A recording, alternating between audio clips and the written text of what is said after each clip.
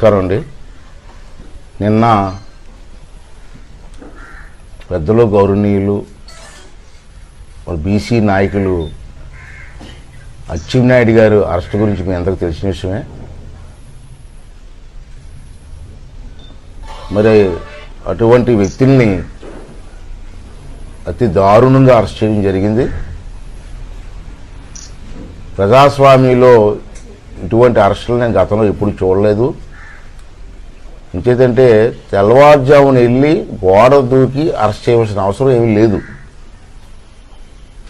ఒకవేళ తప్పు జరిగిందని చెప్పి అనుకుంటే ముందు నోటీస్ ఇవ్వాలి. మీరు నోటీస్ ఇచ్చి ఆఫీస్కి పిలిపించి అతని వివరణ తీసుకొని అతను చెప్పిన వివరణలో మీరు సాటిస్ఫై కాకపోతే తప్పు ఉందని తెలిస్తే అప్పుడు మీరు అరెస్ట్ వారెంట్ ఇవ్వాలి.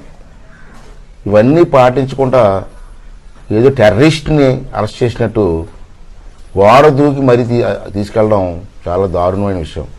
పైగా వాళ్ళ మిస్సెస్ ఆపరేషన్ జరిగిందండి అని చెప్పినప్పటికి కూడా వినకుండా ఫైల్స్ ఆపరేషన్ జరిగితే 24 గంటలు కారులో తీసుకెళ్తారా? ఇవాళ గుంటూరు డాక్టర్ ఇవాళ ఏం చెప్తున్నాడు, మళ్ళీ రప్చర్ అయిందండి, బ్లడ్ అంతా పోతుంది, 2-3 రోజులు చూసిన తర్వాత అవసరం మళ్ళీ ఆపరేషన్ చేయాలని పరిస్థితి తీసుకొచ్చారు. ఆ మాత్రం జ్ఞానం ఉండదే? పైల్స్ ఆపరేషన్ పేషెంట్ని కారులో కూర్చోబెట్టి 12 గంటలు ఎవరన్నా ఏ మూర్ఖుడని తీసుకెళ్తారా? అంటే మేమేమన్నామంటే అరెస్ట్ చేసే విధానాన్ని ఖండిస్తున్నాం. తప్ప రైట్ అన్నది కోర్టులో తేలుతుంది. మీ ముఖ్యమంత్రి దొంగ కాబట్టి అందరినీ దొంగ అంటే ఎలా కుదురుతుంది? మీ ముఖ్యమంత్రి జైల్లో ఉన్నాడు కాబట్టి అందరినీ జైలు పెడతారా? అది సాటిస్ఫాక్షనా మీకు? శాడిజం ఉన్నవాడికి ఇటువంటి ఆలోచనలు వస్తాయి. నేను జైల్లో ఉన్నాను, మీరెందుకు ఉండకూడదు జైల్లో? నేను చెప్పకూడదు తిన్నాను, మీరెందుకు చెప్పకూడదు తినకూడదు? ఇటువంటి ఆలోచనలు వచ్చే ముఖ్యమంత్రి మనకు రావడం నిజంగా దౌర్భాగ్యమే. అందరినీ బెదిరించడమే. పార్టీ మారకపోతే జైలు వేస్తారా? మీరు చేసిన తప్పులను విమర్శిస్తే జైలు వేస్తారా? పద్ధతి కాదు, ప్రజాస్వామ్యంలో పద్ధతి కాదు. ఇవాళ రాష్ట్రంలో ఉన్నటువంటి ప్రజాస్వామ్యవాదులు అందరూ కలిసి నిన్న మొన్న కలిసి ఇది తప్పు అని 180 మంది ఖండిస్తున్నారు. ఎవరో ఒకరు ఇద్దరు బీజేపీ నాయకులు ఖండించకపోవచ్చు, కానీ అందరూ ఖండిస్తున్నారు. అన్ని వర్గాల వారు ఖండిస్తారు, పార్టీలతో సంబంధం లేని వాళ్ళు ఖండిస్తారు తప్పు అని. ప్రజలందరూ కూడా తప్పు అని చెప్తున్నారు. అంచేత దీన్నేమో ఇంత ఘోరమైన సంగతి జరిగితే మన ఎమ్మెల్యే గారు గణేష్ గారు ఏమో ఆ బీసీలు అరెస్ట్ చేయకూడదా? తప్పు చేసిన వాళ్ళు అరెస్ట్ చేయరా? తప్పు చేసిన రిపోర్ట్ చెప్పడానికి, తప్పు చేసేయడో లేదో చెప్పడానికి కోర్టులు ఉన్నాయి. కేసు పెట్టినంత మాత్రం దొంగోడు కాదు, కోర్టు చెప్పాలి దొంగోడు కాదని. రుజువులు ఉండాలా, ఎవిడెన్స్ ఉండాలా. ఏమీ తెలియకుండా కోతి కొబ్బరికాయ దొరికినట్టు నీకు ఎమ్మెల్యే పదవి దొరికింది, ఏం మాట్లాడదు నీకు అర్థం అవట్లేదు. బీసీ కార్డు ఉపయోగిస్తున్నారు, బీసీని రెచ్చగొడుతున్నారు, అయ్యనిపోతున్నారు అంటారు. నేను పేపర్లో నేను బీసీల గురించి మాట్లాడాను, బీసీ నాయకుడి గురించి మాట్లాడాను. వచ్చినాడు బీసీ నాయకుడు కదా, బీసీల గురించి అసెంబ్లీలో మాట్లాడలేదా? అందుకే బీసీ నాయకుడు అన్నావు. నువ్వు కూడా బీసీ వాడు కదా, బీసీ వాడు పుట్టావు కదా నువ్వు. బీసీ వాడికి పుట్టినవాడు ప్రతి వాడు కూడా అతను సమర్థించాలి తప్పని. అటువంటి సంఘటన ఇది. నేను బీసీలు పుట్టలేదు అనుకుంటే అది వేరు, దానికి ఎవరు ఏం చేయలేం. కానీ తప్పు మాటలు మాట్లాడుతున్నారు. మీరు ఇందాక ప్రెస్ మీట్లో కూడా చూశాను నేను. బీసీలకి జగన్మోహన్ రెడ్డి గారు చాలా చేశారన్నావు నిన్న ప్రెస్ మీట్లో చదివాను నేను. అస్సలు బీసీలని అణగదొక్కిందే జగన్మోహన్ రెడ్డి గారు. నువ్వు బీసీ అయ్యింది కూడా నీకు అర్థం అవట్లేదంటే ఏం చెప్తాం మనం? ఎన్టీ రామారావు టైంలో బీసీలందరూ కూడా రాజకీయ నాయకులు కావాలా, బీసీలు రాజకీయ నాయకులకి ఎదగాల, ఎదిగితేనే బీసీలకు న్యాయం జరుగుతుందని చెప్పి మనకి రాజకీయ అవకాశం కల్పించడం కోసం 34% రిజర్వేషన్లు మనకి ఇచ్చారు. 34%. ఆ 34% రిజర్వేషన్లోనే ఇప్పుడు బీసీలు అందరూ నాయకులు అయ్యాం. మారాలంటే వాళ్ళందరూ ఆ స్థాయికి వచ్చేవంటే కారణం అదే. అటువంటి రిజర్వేషన్ని మీ నాయకుడు క్యాన్సిల్ చేశాడు. ఇలా 34% నుంచి 24% తీసుకొచ్చాడు. అంటే 10% పోయింది. ఆ 10%లో ఎంతమంది నాయకులకి రిజర్వేషన్ పోతాయండి బీసీలకి? అంటే మీ నాయకుడి ఉద్దేశం ఏంటంటే మొదటి నుంచి తెలుగుదేశం పార్టీలో బీసీలు ఉన్నారు, అటువంటి బీసీలు అనగదొక్కాలా, నాయకుల్ని ఎదగనివ్వకూడదని చెప్పి 24% తగ్గించాడంటే మీరు బీసీలో ఉండి ఆ ఎమ్మెల్యేలు అక్కడ ఉండి ఇది తప్పని చెప్పగలిగారు మీరు? తప్పండి, మాకు 34% ఉంది, ఇది తగ్గిస్తే తప్పండి, మాకు నష్టం జరుగుతుంది, మీరు ఎందుకు మాట్లాడలేకపోయారు? ఇంకా ఏంటంటే బీసీలు సప్లాన్ పెట్టింది తెలుగుదేశం పార్టీ. అంటే టోటల్ బడ్జెట్లో రాష్ట్రంలో టోటల్ బడ్జెట్ ఏదైతే ఉందో టోటల్ బడ్జెట్లో 34% డబ్బులు బీసీ ఏరియాల్లోని బీసీలకి ఖర్చు పెట్టాలి. అది రూలు. మా టైంలో మేము ఖర్చు పెట్టాం. పంచాయతీ రోడ్లు వేసాం, బీసీ ఏరియాలో రోడ్లు వేసాం. బీసీ సప్లాన్ అంటారు, అది కూడా నీకు తెలియపోవచ్చు. ఎమ్మెల్యేకి బీసీ సప్లాన్ అంటారు, తెలియపోవచ్చు. తెలుసుకో ఆఫీసర్ దగ్గరికి వెళ్ళి. మీ నాయకుడు వచ్చే సప్లాన్ తీసేసాడు, మొత్తం తీసేసి వేరే దాన్ని డైవర్ట్ చేసి పారేశాడు. ఇది బీసీలకి అన్యాయం కదా. తర్వాత బీసీలకి లోన్లు ఇవ్వడం కోసం బీసీ కార్పొరేషన్ పెట్టాం. బీసీ కార్పొరేషన్ ద్వారా లోన్లు ఇచ్చి, సబ్సిడీలు ఇచ్చి, మార్జిన్ మాన్లు ఇచ్చి బీసీలు ఎంకరేజ్ చేస్తాం మేము. ఈ సంవత్సరం బడ్జెట్ చూడు ఒకసారి. చూసావు అప్పుడే బడ్జెట్ ఎంత ఖర్చు పెట్టారో చూసావా? బీసీల కోసం ఇచ్చినటువంటి బీసీ కార్పొరేషన్ డబ్బు అంతా తీసుకెళ్ళి అమ్మఒడికి ఇచ్చావు. అమ్మఒడికి వేరే బడ్జెట్ ఇవ్వాలి. నువ్వు ఇచ్చిన ఆ బడ్జెట్ ఇవ్వడం మాసి ఈ డబ్బులు SC corporation, BC corporation, ST corporation, Brahmin corporation, Kapu corporation, ఈ డబ్బులన్నీ తీసుకెళ్ళి అప్పుడు అమ్మఒడికి ఇచ్చావు. మరి ఆ కార్పొరేషన్లో లోన్లు ఎవరిస్తారండి? ఎవరిస్తారు? ఇవన్నీ తెలుసుకోకుండా మాట్లాడడం. నువ్వు ఎమ్మెల్యే, ఇప్పుడు గణేష్వి కాదు, ఎమ్మెల్యేవి. రాజ్యాంగ పదవి ఆ పదవిలో ఉన్నప్పుడు కొంచెం జాగ్రత్తగా మాట్లాడడం, వాస్తవాలు చెప్పడం. ఇందా చెప్పాను రోడ్ల గురించి.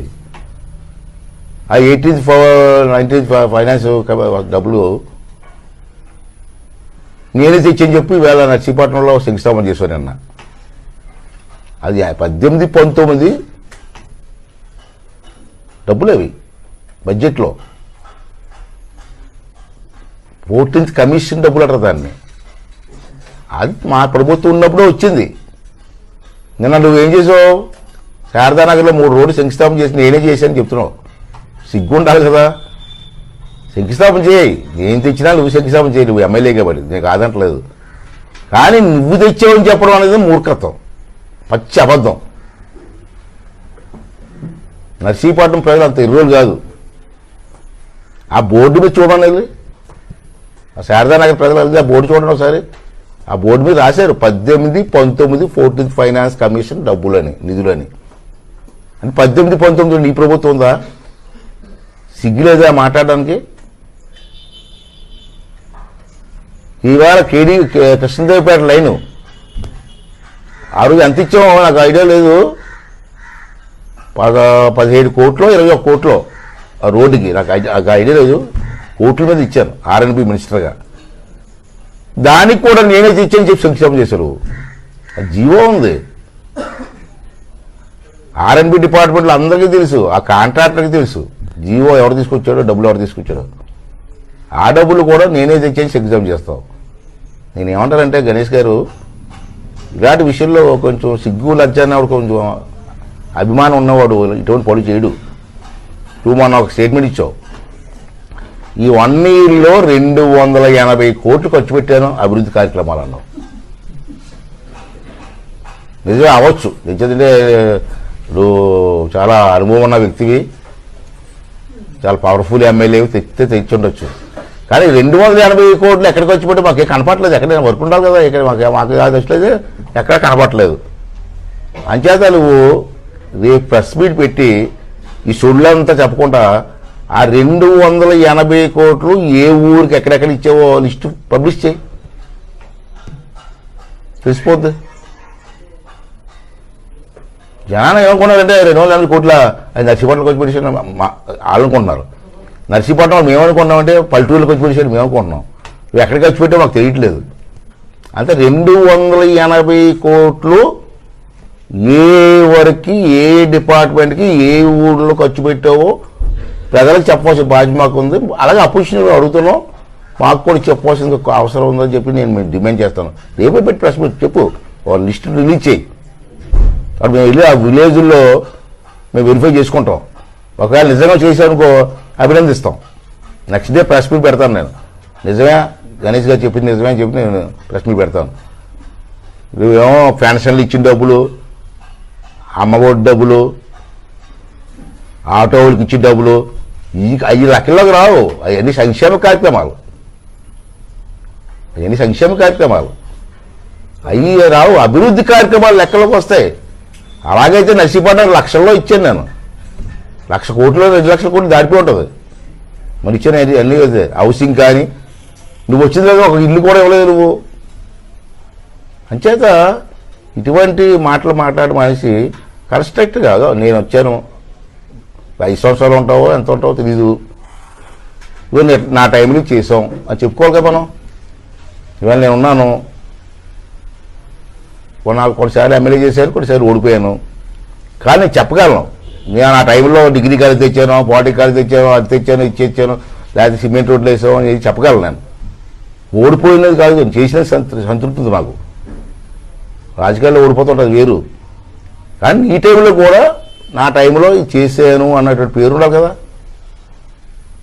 అంచేత ఈ 1 ఇయర్లో నువ్వే అలా 280 కోట్లు ఇచ్చాను కాబట్టి దానికి ఏటేట్ చేసావు ప్రజలకు చెప్పాల్సిన బాధ్యత ఉంది. వెంటనే ఇస్తే మేము కూడా వెరిఫై చేసుకుంటామని చెప్పి సదనం చేస్తున్నాం. బీసీలకి చేయూత కార్యక్రమం అని చెప్పి మీ ముఖ్యమంత్రి గారిని నేను అనౌన్స్ చేశారు. అందరికీ బీసీలందరికీ కూడా దాంట్లో మూడు కేటగిరీల వాళ్ళకి ఇస్తా అని చెప్పి మీరు అనౌన్స్ చేయడం జరిగింది. దాంట్లో ముఖ్యమంత్రి ఏంటంటే చాకళ్ళకి, నాయి బ్రాహ్మణ్స్కి, టైలర్స్, ఈ 3 వర్గాల వారికి కూడా చేయూత కార్యక్రమం ఇస్తున్నామని చెప్పి అందరికి ఇచ్చేస్తామని చెప్పి అనౌన్స్ చేశారు. నేను మీరు ఎంతమందికి ఇచ్చారు? నాకు తెలిసి రాష్ట్రంలో ఈ 3 వర్గాల వాళ్ళు కలిపి 14 లక్షల మంది పైనే ఉంటారు, తక్కువ ఉండరు. 14 లక్షల పైనే ఉంటారు. కానీ నిన్న మీరు ఇచ్చింది 1,44,000 మందికి ఇచ్చినట్టు. అంటే మిగతా వాళ్ళంతా ఏమైపోతారండి? వాళ్ళందరికీ ఇవ్వరా మీరు? మీరు చెప్పింది అందరికీ ఇస్తా ఉన్నారు. ఇవాళ కొన్ని కండిషన్లు పెట్టి తీస్తారు. అంటే ఈ విధమైన మోసపూరితమైన కార్యక్రమాలు చేసి ప్రజలను మోసం చేస్తున్నారు మీరు. ప్రజలు కూడా ఎంత అయిపోయారంటే పప్పు బెల్లాల పంచుతూ ఉంటే అదే సంతృప్తి అనుకుంటున్నారు మీరు. దీనివల్ల బీసీ కార్పొరేషన్ లోన్స్ మీకు రావు. బీసీ కార్పొరేషన్లో ఒక్కొక్కడికి 1,00,000 2 లక్షలు ఇచ్చేవారు. 1,00,000 రూపాయలు లోను, 1,00,000 రూపాయలు సబ్సిడీ. ఇవాళ ఇది మీకు ఇవ్వడం 10,000 రూపాయల వల్ల 1,00,000 రూపాయలు ఇప్పుడు రాదు మీకు. ఇవన్నీ మీరు ఆలోచించట్లేదు. పప్పు బెల్లాలు అవుతాయి నాకేమే. అసలు ఏంటి కరెంటు బిల్లులు పెంచేశారు విపరీతంగా. 400 యూనిట్లు దాటితే 400 యూనిట్ దాటితే తెల్ల కార్డు ఉండదు. అది మీకు ఎవరికైనా తెలుసా? ఈవేళ కొత్తగా పెంచిన ఛార్జీల వల్ల యూనిట్లు పెరిగిపోయాయి.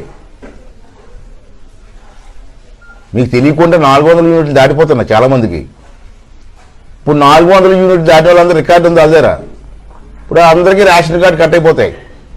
రేషన్ కార్డు కట్ అయిపోతే కొద్ది తెలుసా మీకు బెనిఫిట్స్ ఏమీ రావు. రేషన్ కార్డు ఉంటేనే బెనిఫిట్స్ వస్తాయి మీకు. రేషన్ కార్డు లేకపోతే బెనిఫిట్స్ ఏమొస్తాయి మీకు? ఇవన్నీ కూడా ప్రజలు మోసం చేయడం కదా, అణగారిన వర్గాలు మోసం చేయడం కదా. ఒకసారి అందరూ కూడా ఆలోచించవలసిన అవసరం ఉంది. మరి ఎమ్మెల్యే గారు కూడా ఈ విధంగా ప్రజలు మోసం చేయడం మంచిది కాదు. అంచేత నేను రిక్వెస్ట్ చేసినట్టు ఆ 280 కోట్లు ఎక్కడెక్కడ ఖర్చు పెట్టావు, ఏ గ్రామాల్లో ఖర్చు పెట్టావు, దేనికి ఖర్చు పెట్టావు, ఏ డిపార్ట్మెంట్లో ఖర్చు పెట్టావో ఆ లిస్ట్ ఇస్తే మేము కూడా వెరిఫై చేసుకుంటాం.